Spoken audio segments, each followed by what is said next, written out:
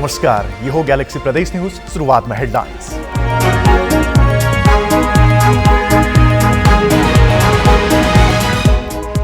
वैशाख 10 गते हुने उपनिर्वाचनका लागि मौन अवधि सुरु। चुनावी प्रचार गरेको पाइए कारबाही गर्ने निर्वाचन आयोगको चेतावनी। औषधि वितरणमा हेटौडा अस्पतालको बदमाशी। निःशुल्क बाँड्नुपर्ने औषधि महँगो मूल्यमा बिक्री।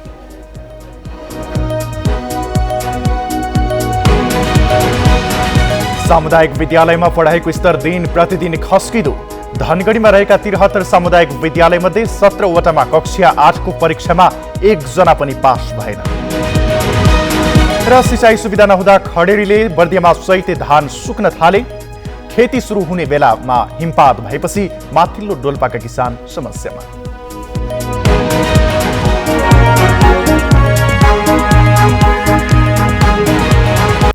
वैशाख 10 गते हुने उपनिर्वाचनका लागि गैरातीदेखि मौन अवधि सुरु भएको छ। चुनाव हुनुभन्दा 48 घण्टा अघिबाट सुरु हुने मौन अवधि राति 12 बजेदेखि लागू भएको हो। मौन अवधि सुरु भएपछि राजनैतिक दलहरूले अब कुनै पनि चुनावी प्रचार गर्न पाउने छैनन्। वैशाख 10 गते चितवन 2, तनहुँ 1 र बारा 2 मा उपनिर्वाचन हुँदैछ।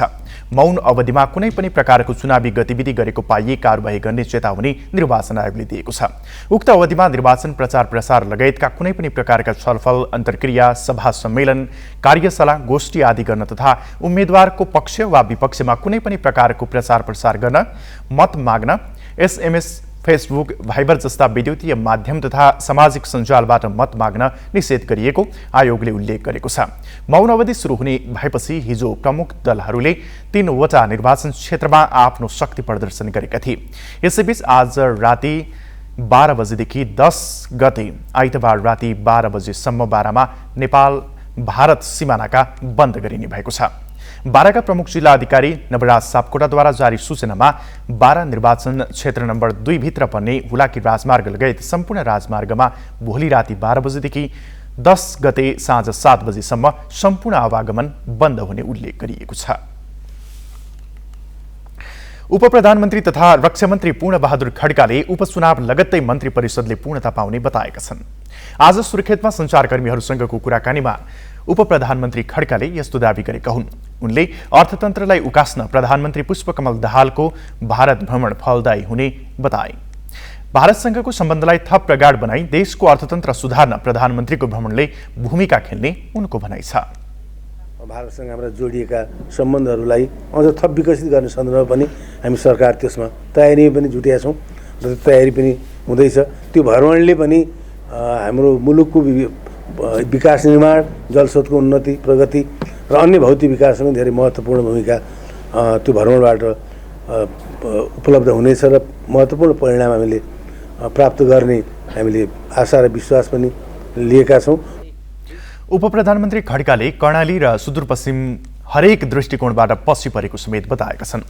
सरकारको प्रमुख ध्यान कर्णाली र सुदूरको विकासका निम्ति रहने समेत उनले बताए। हेटौडा अस्पतालले सरकारले निःशुल्क दिनु भनेको औषधि बिक्री गरेको पाइएको छ। अस्पतालको फार्मेसीबाट सरकारले निःशुल्क दिने भनेको आस्थालीन औषधि धमाधम बिक्री भइरहेको छ। निःशुल्क दिनुपर्ने औषधि स्वास्थ्य आपूर्ति तथा व्यवस्थापन केन्द्रले अस्पतालको फार्मेसीलाई उपलब्ध गराउनुपर्ने भए पनि फार्मेसीले केन्द्रबाट नभई अन्यन्त्रैबाट ल्याएर उक्त औषधि बिक्री गरेको हो। यो मेरो पृष्ठभूमिमा देखिएको हेटौडा अस्पताल हो। मदन भण्डारी स्वास्थ्य विज्ञान प्रतिष्ठान अन्तर्गत सञ्चालित यो अस्पतालमा सरकारले नै निःशुल्क रूपमा वितरण गर्नु भनेको औषधि सर्वसाधारणलाई बकाइदा पैसा लिएर बिक्री गरेको हामीले सूचना पाएका छौँ।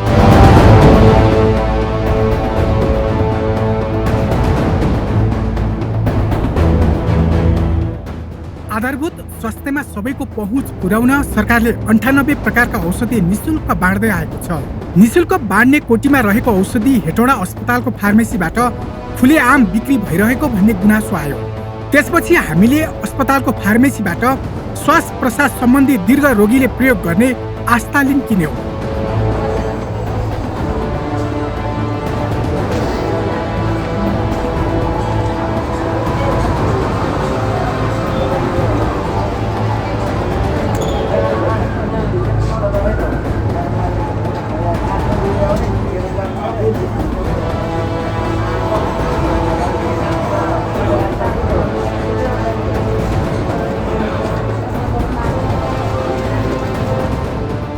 पाइने औषधि हामीलाई 210 रुपियाँ लिएर अस्पतालले बिक्री गर्यो। हेर्नुहोस्, निशुल्क वितरण गर्नु भनिएको वाक्य फार्मेसीले बदनियत पूर्वक कालो मसीले छोपेको छ। हामीले भर्खर यो अस्पतालको फार्मेसीमा गएर यी औषधि किन्यौँ। बकाइदा हामीलाई 210 रुपियाँ रकम लिएर हामीलाई यो औषधि दिएको छ। तर यो औषधिको यो भित्र तपाईँ हेर्न सक्नुहुन्छ, यहाँनिरको जुन निःशुल्क रूपमा वितरण गर्नुपर्ने भनेर जुन लेखिएको छ, यसलाई चाहिँ कालो मसीले छोपिएको छ भने यसको मूल्यमा पनि उनीहरूले यसलाई मेटाएका छन्। त्यसपछि फार्मेसीभित्र निःशुल्कै वितरण गर्नुपर्ने औषधि भण्डार गरिएको हुन सक्ने भनेर हामी भित्र पस्यौँ। हाम्रो शङ्का सही ठहरियो।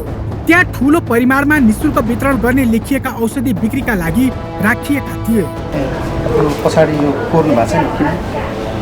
सर, यो कोरेको मैले त होइन, हामीलाई यही स्टोरबाट खरिद गरेर आउँछ अनि आएपछि हामीले यहाँबाट दिने। तपाईँको बिल हो?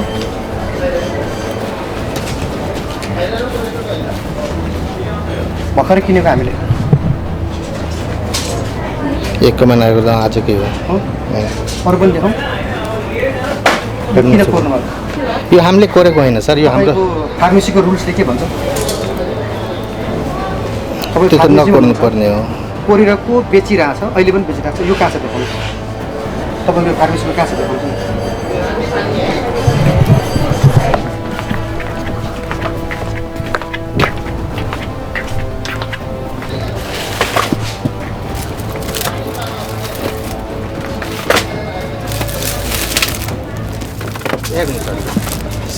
यो सिल ब्यागको माथि ब्लेडले काटेको हो क्या नि? यो ब्लेडले काटेको हो क्या नि?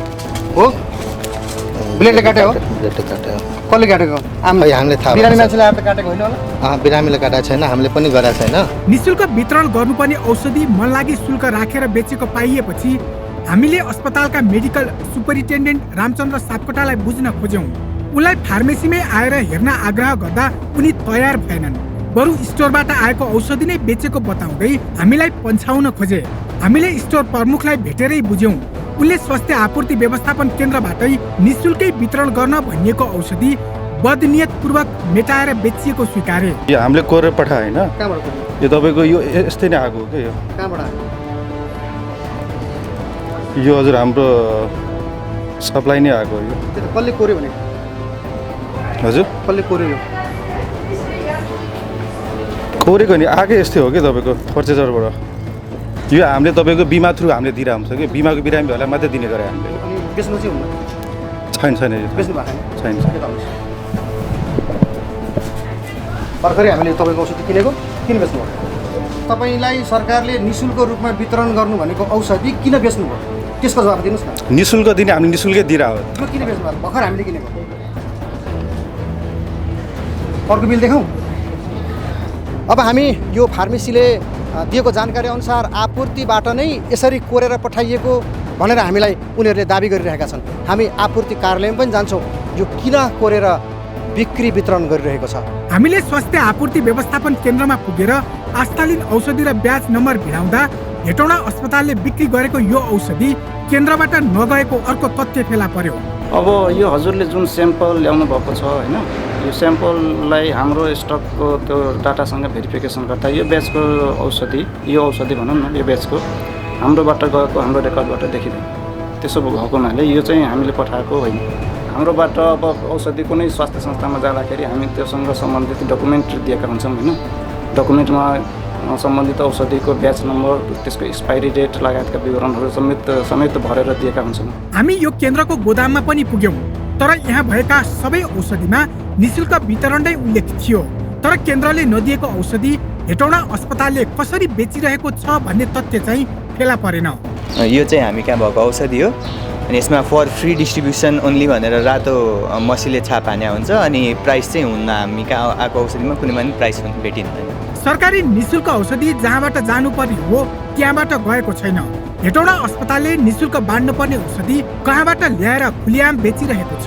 यसबारे स्वास्थ्य मन्त्रालय र मासतका निकायले तुरुन्तै छानबिन गर्नुपर्ने देखिन्छ। अन्यथा सरकारले नीति बनाएर औषधि पनि पठाउने, यता बिरामीले त्यही औषधि पैसा तिरेर किन्नुपर्ने अवस्था सरकारकै निकायले बनाइरहेका छन्।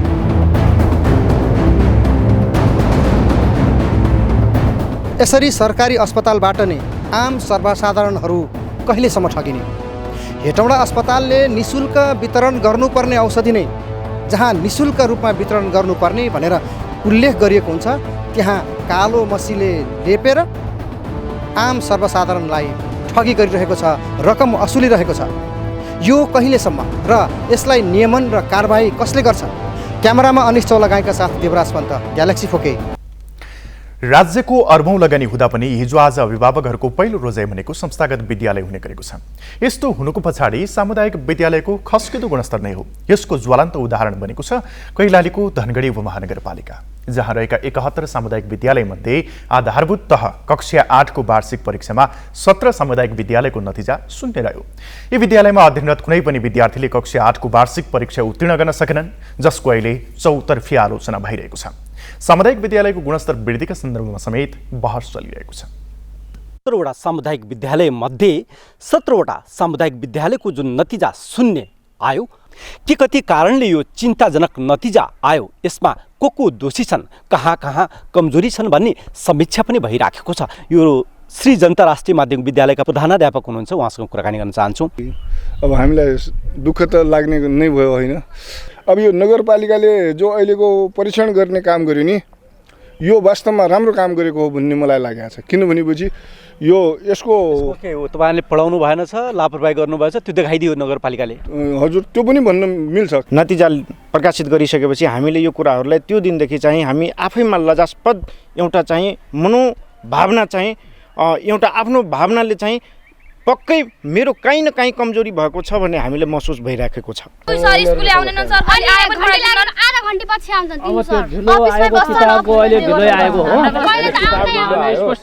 Science English math in 3 sir मात्र हुन्छ अरे, अरू कोही पनि जाँदैन। ल अहिले भनिदिन्छु, ग्यारेन्टी। नाम रेबीको हो। अनि अब हामीले लेख्न पढाइको लेखेकै हौँ, अनि पढाउन पनि हल्का उति मतलब केही थिएन, टाइममा पढाउन आउँथेनन्, अनि विद्यार्थीहरूको तल फाइट हुन्थ्यो, अनि यस्तो झगडा हुन्थ्यो, उनीहरूलाई केही ध्यान हुन्थेन, उनीहरू आफ्नै काममा व्यस्त हुन्थे। सर कहिले आउँछन् क्लासमा, राम्ररी पढाउँदैनन्, अलिक पढाए पनि यस्तो गर भन्छन्, बुझाउँदैनन् राम्ररी। सम्बन्धित स्कुलले नै जाँच लिने, सम्बन्धित स्कुलले नै रिजल्ट निकाल्ने जुन परिपाटी थियो। अब 8 क्लास भनेको बोर्ड हो, एक किसिमको एउटा ब्यारियर हो के। त्यो बेरियरबाट राम्रो छनौट गरेर यदि विद्यार्थी क्लास 10 मा गयो भने अथवा 9 मा गयो भने त्यो 10 मा जाने हो। 10 मा गइसकेपछि 10 भनेको हाम्रो यहाँ अहिले पनि आइरन गेटै भन्छ एक किसिमले। त्यसपछि बल्ल उसको करियरको एउटा खालको सुरुवात उसले बाटो समात्छ। अब यहाँ के हुन थाल्यो भने क्लास 10 मा यसरी पास गराउँदै लगिदिने हैन, पास गराउँदै लगिदिने। अहिले त सजिलो भएको छ कि फेल भन्न मिल्दैन भन्थ्यो, पास गराइदियो। अनि विद्यार्थीको नलेज छैन, अनि विद्यार्थीलाई पनि के भइसक्यो भने नपढेपछि पनि पास भइन्छ भने पढ्ने किन? यो यथार्थ तस्बिर हो, यसमा विचलित हुनुपर्ने कुनै कारण छैन मलाई लाग्छ। त्यसकारण के हो भने राजनीति गर्नेले राजनीति छोडेर आउने हो नि त, राजनीति पछि गर्नुहोस्, तर पढाउने बेला त पढाइदिनु पर्यो नि त। यही विषयमा हामीसँग प्याप्सनका प्रदेश अध्यक्ष हुनुहुन्छ ललित राज पन्त हुनुहुन्छ, उहाँको भनाइ के छ हामी उहाँसँग सोध्न चाहन्छौँ। अब जुन यो नतिजा आयो, यो नतिजालाई तपाईँहरू स्वीकार गर्न या यसलाई स्वीकार गर्न मन पराइराख्नु भएको छैन होइन? तपाईँहरू चेकिङ सिस्टममाथि प्रश्न उठाइराख्नु भएको छ, के हो यो? एकदम त्यो यहाँले भनेको कुरा एकदम राइट कुरा हो, हामीले त्यो नै उठाएको हो। वास्तवमै सिस्टममा बसाउनु, विद्यार्थी फेल पास हुनु भने केही ठुलो कुरो होइन। विद्यार्थी पढेपछि पास हुने हो, अलि अध्ययनै गरेन भनेपछि फेल पनि हुने हो। यसमा कोही विद्यालय र शिक्षकको कमजोरी हो भन्ने लाग्दैन तपाईँहरूलाई? होला, केही पर्सेन्टेज विद्यालयको कमजोरी होला, तर सबै विद्यालयको कमजोरीमा नभन्नुहोस् होइन। फुल टाइम नेता बन्ने र पार्ट टाइम टिचर बन्ने जुन प्रवृत्ति हाबी हुँदै गएको छ, यो पनि यो नतिजाको एउटा मुख्य कारण मध्येको एउटा कारण हो। किन सरकार यसको अनुगमन र निरीक्षणमा चुकिराखेको छ? किन सम्बन्धित विद्यालयका प्रधानाध्यापकहरू, शिक्षकहरू, विद्यालय व्यवस्थापन समिति र अन्य सरोकारवालाहरू गम्भीर बन्न सकिराखेका छैन? यो अर्को चिन्ताको विषय हो। क्यामेरा पर्सन पुष्कर नेपालीका साथ हिक्मत राउल, ग्यालेक्सी फोके, धनगढी। लमजुङ र मनाङ जोड्ने एकमात्र डुम्रे बेसी सहर सडक खण्ड आजदेखि दैनिक 12 घण्टा बन्द भएको छ। यस खण्ड अन्तर्गत लमजुङको उदयपुर खण्डको पहिरो व्यवस्थापनका लागि सडक बन्द गरी मर्मत अघि बढाइएको हो। पहिरो व्यवस्थापनका लागि स्लोप ट्रिमिङ र टेवा पर्खाल निर्माण गर्न आजदेखि जेठ पहिलो सातासम्म दैनिक 12 घण्टा सडक बन्द गरिएको हो। बिहान 4 बजेदेखि 7 बजेसम्म, 8 बजेदेखि 11 बजेसम्म, दिउँसो 12 बजेदेखि अपराह्न 4:30 बजेसम्म सडक बन्द रहनेछ। यस्तै 5:30 देखि 7 बजेसम्म 1.5 घण्टा सडक बन्द रहनेछ। अत्यावश्यक अवस्था हेरी 20 मा सडक खुलाउन सकिने डुम्रे बेसी सहर चामे सडक योजनाले जनाएको छ। यात्रुवाहक सवारीलाई उदयपुर रिठे बगर जोड्ने चण्डी प्रसाद गणको डाइभर्सनबाट पठाइनेछ। रोकिएका मालवाहक साधनलाई भने सडक खुल्ने समयमा मात्रै प्रवेश गराइने सडक योजनाले जनाएको छ। पहिरो सहित सडक मर्मतको कामको थेवा कन्स्ट्रक्सन पोखराले जिम्मा लिएको छ। सुक्खा याममा समेत दैनिक खस्ने पहिरो समयमा व्यवस्थापन हुन नसक्दा यात्रुले समस्या भोग्दै आएका थिए। विकास निर्माणको काममा ढिला सुस्ती नेपालको रोग नै भए पनि म्याग्दीका केही आयोजना भने समयावधि आगाउइसकिएका छन्। निर्माण व्यवसायको इच्छाशक्ति, काम गर्ने वातावरण, कार्यान्वयन गर्ने निकायको समन्वय र सहजीकरणका कारण तोकिएको समयमा योजना सम्पन्न भएका हुन्। बेनी नगरपालिकाको प्रशासकीय भवन, म्याग्दी बहुमुखी क्याम्पसको भवन, बेनीको खेलमैदान निर्माण निर्धारित समयमै सकिएका हुन्। बेनी अर्थुङ्गे घतान तोरीपानी हुँदै पाखापानी सडक योजना अन्तर्गत अर्थुङ्गेमा कालोपत्रेको काम लक्ष्यभन्दा 3 महिना अघि नै सकिएको छ। बेनी बजारसँगै रहेको पर्वतको जलजला गाउँपालिकाको वारी बेनीदेखि मल्लाज जोड्ने सडक स्तरोन्नतिको योजना पनि सम्झौता अवधिभन्दा 1 महिना अघि नै निर्माण सकिएको छ। तर म्याग्दीमा 19 वटा ठूला आयोजना निर्माण भने अधुरै छन्। प्रशासनिक, राजनीतिक र व्यावसायिक पहुँच भएका निर्माण व्यवसायको अटेरी, आयोजना र कार्यालय प्रमुख तथा सरोकारवालाहरूले चासो नदिँदा आयोजना निर्माण अधुरै रहेका हुन्। भरपर्दो सिँचाइ सुविधा नहुँदा खडेरीले बर्दियामा खेतमा लगाइएका चैते धान सुक्न थालेका छन्।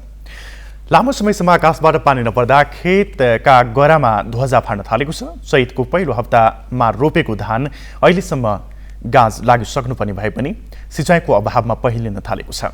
प्रधानमन्त्री कृषि आधुनिकीकरण परियोजना अन्तर्गत धान सुपर जोन घोषणा गरी बिउमा अनुदान दिए पनि नियमित सिँचाइ सुविधा नहुँदा किसानहरू समस्यामा परेका छन्। यहाँ रात भर जागी चाहे दिन भर चाहे कुरल से फिर पानी हमरे पुगानी शाखुटी और जाके ऊपर से वहाँ वखरिया ढक पुग जाए। वखरिया पुग के फिर यहाँ पानी की अटरा समस्या बाकी एकदम ये खेतों में यहाँ पानी एक तो पानी नहीं हो उरा एकदम पूरा जमत चरक गिल बा। यहाँ पूरा फाटल बा। कुलोमा बनाउन लागेको कलभट, पुल लगायतका संरचनाले पानी ल्याउन समस्या भएको छ। कर्णाली नदीमा समेत असोजमा आएको बाढीले मुहानमा गिट्टी, ढुङ्गा, बालुवा थुपारेको छ। कैलालीतिर थुप्रिएको बालुवा प्रशासनले हटाएपछि पानीको बहाव पनि त्यतैतिर गएको छ। बर्दियातर्फ भने बर्दिया राष्ट्रिय निकुञ्जले सजिलै मुहानमा थुप्रिएको बालुवा उठाउन दिँदैन। यसले पनि राजापुर सिँचाइ आयोजनाबाट सिँचाइ नियमित छैन। फिड हुने हो। यस वर्ष असोजमा आएको बाढीको बेला हजुरको गेरुवामा रहेको इन्टेकको अगाडिको एप्रोच नहरमा गेग्रान थुप्रिएर पुरै नहर चोक पुरै क्लोज जस्तो भयो। 2वटा पालिका रहेको बहुरा टप्पा क्षेत्रमा 12,000 हेक्टरमा चैते धान खेती गरिएको छ। माथिल्लो डोल्पामा हिमपात भएपछि जनजीवन कष्टकर बनेको छ। खेतीपाती सुरु गर्ने बेलामा हिउँ परेपछि किसान समस्यामा परेका हुन्। माथिल्लो डोल्पाको सेफोक्सुन्डो गाउँपालिका, डोल्पु बुद्ध गाउँपालिका र छारका ताङसोङ गाउँपालिका पुरै हिउँले ढाकिएको छ। तल्लो डोल्पाको केही गाउँमा समेत हिउँ परेको छ। हिउँदमा हिउँ नपरेर समस्यामा परेका डोल्पावासी वैशाख सुरु भए लगत्तै पानीसँगै हिउँ परेपछि थप मारमा परेका छन्। पर्यटकीय स्थल फोक्सुन्डो तालमा समेत हिउँ परेकोले आन्तरिक र बाह्य पर्यटक समेत रोकिएका छन्। वर्षा र हिमपातका कारण डोल्पाको अधिकांश क्षेत्रमा सिँचाइ, सञ्चार र हवाई सेवा अवरुद्ध भएको छ। इटहरी उपमहानगरपालिकाका प्रमुख हेमकर्ण पौडेलले सडक निर्माण प्रक्रियामा ढिला सुस्ती गरेको भन्दै ठेकेदार कम्पनीको सवारी साधन नियन्त्रणमा लिएका छन्। राष्ट्रिय गौरवको आयोजना रानी विराटनगर इटहरी धरान 6 लेन सडक अन्तर्गत तरहरादेखि सेउतीसम्मको सडक निर्माण गर्ने जिम्मा पाएको हिमदुङ ठोकर पेसिफिक जेबीको पानी बोक्ने ट्याङ्कर नियन्त्रणमा लिएका हुन्। आज स्थलगत अनुगमन गर्दा निर्माण कार्य नगरेको देखिएपछि सवारी साधन नियन्त्रणमा लिएको नगर प्रमुख पौडेलले बताएका छन्। राष्ट्रिय गौरवको आयोजना तथा ठेकेदार कम्पनीको ढिलासुस्तीका कारण सवारी साधन नियन्त्रणमा लिन बाध्य भएको पौडेलको भनाइ छ। यसअघि पटक पटक ठेकेदार कम्पनी तथा आयोजना प्रमुखलाई जानकारी गराउँदा समेत प्रगति नभएपछि नगर प्रमुख एक्सनमा उत्रिएका हुन्।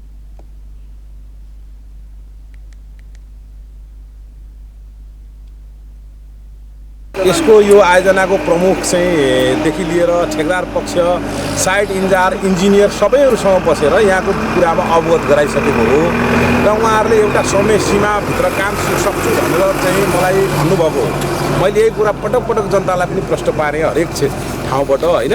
त्यसले गर्दा अहिले आएर उहाँहरूले एउटा सुस्त गतिमा काम गरेर यो बर्खाभन्दा अगाडि पनि यही गतिमा काम सकिने स्थिति देखिएन।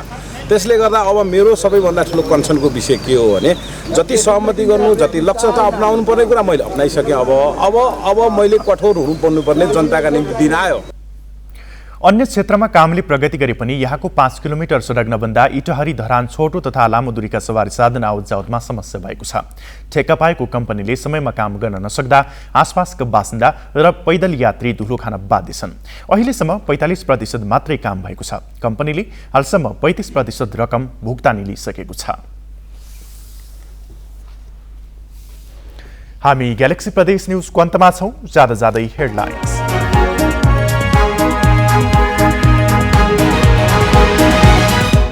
वैशाख 10 गते हुने उपनिर्वाचनका लागि मौन अवधि सुरु। चुनावी प्रचार गरेको पाइए कारबाही गर्ने निर्वाचन आयोगको चेतावनी। औषधि वितरणमा हेटौडा अस्पतालको बदमाशी। निशुल्क बाँड्नुपर्ने औषधि महँगो मूल्यमा बिक्री।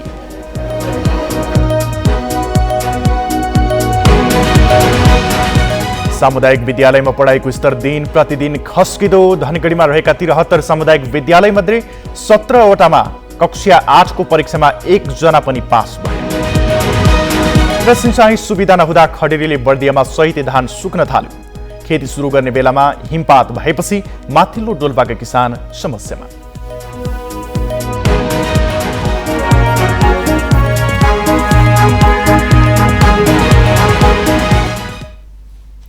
ग्यालेक्सी प्रदेश न्यूज अहिलेलाई सकियो। राति 8 बजे ग्यालेक्सी न्यूज आवर लिएर आउनेछौँ। नमस्ते।